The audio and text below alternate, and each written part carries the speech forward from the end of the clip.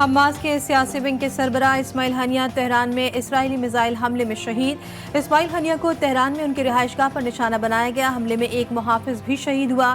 اسرائیلی media کا کہنا ہے کہ اسرائیلی وقت کے مطابق رات تقریباً 2 بجے میزائل فائر کیا گیا۔ حماس کا اسماعیل ہنیہ کی شہادت کا بدلہ لینے کا اعلان۔ بیان میں کہا گیا کہ حماس کے سربراہ پر حملے کے ذمہ داران کو سزا دی جائے گی۔ حماس رہنما موسیٰ ابو مرزوق نے کہا کہ اسماعیل ہنیہ کا قتل ایک بزدلانہ فعل ہے۔ اسماعیل ہنیہ کے قتل سے اسرائیل کو اس کے مقاصد حاصل نہیں ہوں گے۔ اسماعیل ہنیہ کی نماز جنازہ آج تہران میں ادا کی جائے گی۔ تدفین کل دوحہ میں ہوگی۔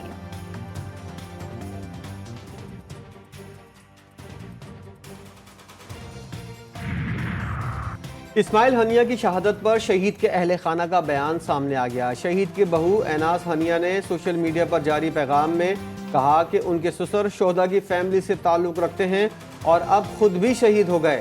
سب کو اسماعیل ہنیہ کی شہادت پر فخر ہے۔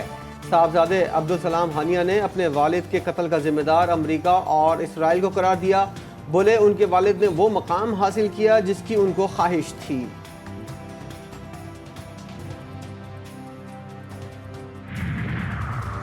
ایرانی سپریم لیڈر کا اسرائیل کے خلاف جوابی کارروائی کا اعلان۔ آیت اللہ سید علی خامنئی کا کہنا ہے کہ اسرائیل نے اپنے لیے سخت سزا کی بنیاد فراہم کر دی۔ ایرانی صدر کا بھی اسماعیل ہنیہ پر حملے کا بدلہ لینے کا اعلان۔ مسعود پزشکیان بولے بزدلانہ حملے کا حساب دینا پڑے گا۔ حملہ آور اپنے بزدلانہ اقدام پر پچھتاوا کریں گے۔ ایران پاسدارانہ انقلاب کا قاتلانہ حملے کی تحقیقات کے نتائج جلد سامنے لانے کا اعلان۔ ایرانی وزارت خارجہ نے کہا ہے کہ اسماعیل ہنیہ کی شہادت سے ایران اور فلسطین کا تعلق مزید مضبوط ہوگا۔ اسرائیل دنیا کا سب سے بڑا دہشت گرد ہے جس کی مسلم دنیا اور خصوصاً ایران کے خلاف جرائم کی فہرست طویل ہے۔ یہ ایران میں دہشت گردی کے بڑے نیٹ ورک کی سرپرستی کرتا ہے جو ایران کی ایٹمی تنصیبات اور ملک کی اہم شخصیات کے قتل کی سازشوں میں مسلسل مصروف ہے۔ حماس رہنما اسماعیل ہنیہ کی شہادت پر شدید عالمی رد عمل۔ ترکی اور دیگر ممالک کے اسماعیل ہنیہ کی شہادت پر شدید مذمت۔ یمن کا 3 روزہ سوگ کا اعلان۔ ترکیہ کا کہنا ہے کہ ثابت ہو گیا کہ اسرائیل خطے میں امن نہیں چاہتا۔ اسماعیل ہنیہ پر حملے کا مقصد خطے میں جنگ مزید پھیلانا ہے۔ روس نے کہا کہ اسرائیلی اقدام سے جنگ پھیلے گی۔ امریکہ کا بھی صورتحال پر تشویش کا اظہار۔ امریکی وزیر دفاع لائٹ آسٹن کہتے ہیں خطے میں کشیدگی مزید بڑھنے کا خطرہ ہے۔ فلسطینی صدر محمود عباس نے اپیل کی کہ فلسطینی متحد رہیں اور اسرائیل کے خلاف کھڑے رہیں۔ چین کا تصادم اور کشیدگی سے بچنے کے لیے غزہ میں فوری جنگ بندی پر زور۔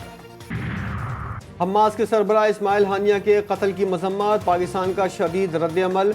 شہید اسماعیل ہنیہ کے خاندان اور فلسطینی عوام سے اظہار تعزیت۔ خطے میں بڑھتی ہوئی اسرائیلی مہم جوئی پر اظہار تشویش۔ ترجمان دفتر خارجہ کا کہنا ہے اغراض و مقاصد سے قطع نظر پاکستان ہر قسم کی ماورائے عدالت اور غیر ملکی سرزمین پر دہشت گردی کی مذمت کرتا ہے۔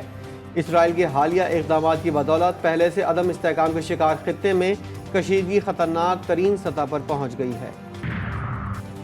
حماس کے سربراہ اسماعیل ہنیہ کی شہادت پر سیاسی رہنماؤں کا رد عمل۔ جے یو آئی کے سربراہ مولانا فضل الرحمان کا گہرے دکھ اور افسوس کا اظہار۔ جمعے کو ملک بھر میں اسرائیلی جارحیت کے خلاف احتجاج کا اعلان۔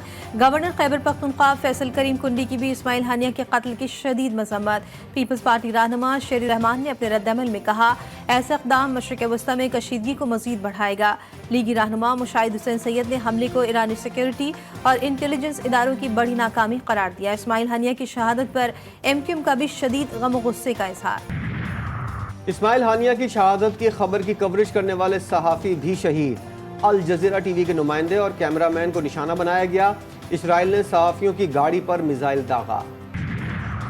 لبنان کے دارالحکومت بیروت پر اسرائیلی لڑاکا طیاروں کا حملہ۔ 2 بچوں سمیت 3 افراد جاں بحق، 74 زخمی۔ اسرائیلی فوج نے دعویٰ کیا ہے کہ حملے میں حزب اللہ کمانڈر فواز شکر بھی مارے گئے۔ سید محسن فواز شکر حزب اللہ سربراہ حسن نصر اللہ کے فوجی مشیر تھے۔ امریکہ نے ان کے سر کی قیمت $50 لاکھ مقرر کی تھی۔